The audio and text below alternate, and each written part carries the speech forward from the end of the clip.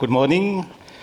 The future is bright, and I'm sure that Jacques later on will give us a lot of insight with Afzal during this conversation. They will have a bit of an innovation here. And Omnicane 2.0 was launched in early 2022. And after 1.5 years of hard work, I see my friend Christophe Pugnette here smiling. He was working a key member of this team and has worked a lot on this. And we took time during these sessions to look at how our financial framework could be revamped. And today, our financial framework rests on principally 5 main pillars. First is about the allocation of financial resources within the group. As you know, financial resources are limited, so we have to ensure that we get the financial resources to projects which we have earmarked in Omnicane 2.0. For example, last year we invested 805 million in Omnicane Management and Strategy Consultancy, and this was a key milestone for us. And here, not only are we acquiring strategic management services, but also treasury functions, which are very important for us going forward. We have rebranded it as Meridis, and we think that there is a sort of niche market where we can touch base. I see my friend Udesh Sibaret, who heads Meridis, and there's a lot of things going on. And let's say that by the end of this year, perhaps there's some news we can announce. Optimal capital structure within the group itself, having a right mix of debt and equity, ensuring the balance so that all the subsidiaries can work in sort of autonomy, very important for us.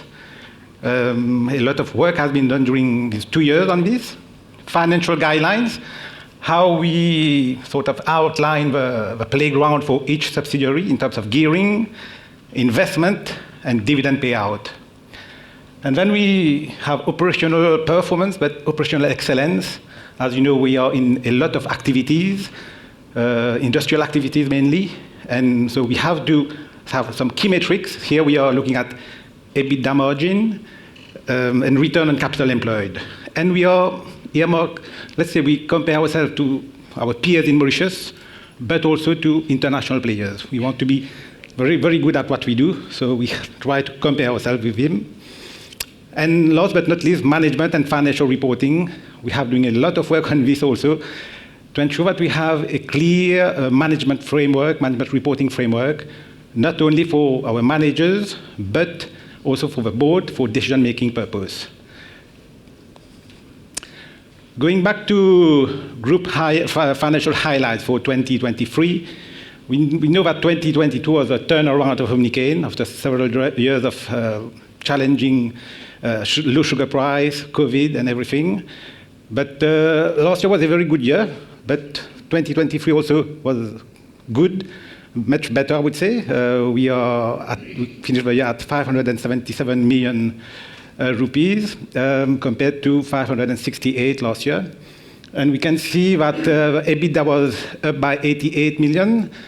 Principally, we'll see later that Jérôme's segment of agro-industry has been the main powerhouse behind this performance this year, despite some challenges on the energy side, where we will explain that there has been a decrease in profitability there, but it was a planned decrease. Net finance costs was up by 114 million, principally due to the fact that the effective interest rates in 2022 compared to 2023 was higher. And then we had a lot of, let's say, a big amount of import loans due to the fact that coal price was much higher in 2022. So we carried a bit this import loan in 2023 also. But we see in 2024 that this is significantly lower. Forex loss of 25 million. This is mainly due to the revaluation of foreign loans we have. So we have about 100 billion rupees in foreign loans. We have reduced considerably our foreign loans from 2021 to 2023 by about 1 billion rupees. So today we have only 1 billion rupees in sort of foreign currency loan. mainly related to our project in Rwanda. We'll see the debt later on, which has increased. And I was talking about the EBITDA margin. So we can see that it's at 34.63 compared to 27.97, driven mainly by the agro-industry. Net debt to EBITDA at 3.37 times, a bit higher than 2022, but well within the norm. In terms of return on capital employed, we can see that during the challenging years, we were quite low. Now we are at 9.3, up from 8.68 last year. And we are, let's say, when we compare it to our weighted average cost of capital for the group, we are not far. It's about 10.5%. But compared to our peers, we can see that we are higher. Group gearing, that's something we are tracking also. We can see that we were at a peak in 2020 at 59%. We have reduced considerably this gearing by about 5 billion rupees in 3 years. And we'll talk a bit about the MIC transaction which was done. And so we brought it to 42%. If we compare our gearing for the last 10 years, 42% is the lowest we have had. But we'll talk also how we have invested a lot. We are in a capital-intensive industry, so we have to get sometimes the gearing a bit higher because of debt and equity equilibrium. So we are a bit higher this year at 47%, principally due to the acquisition of Omnicane management and consultancy. So I will finish here. But before, I'll just say that our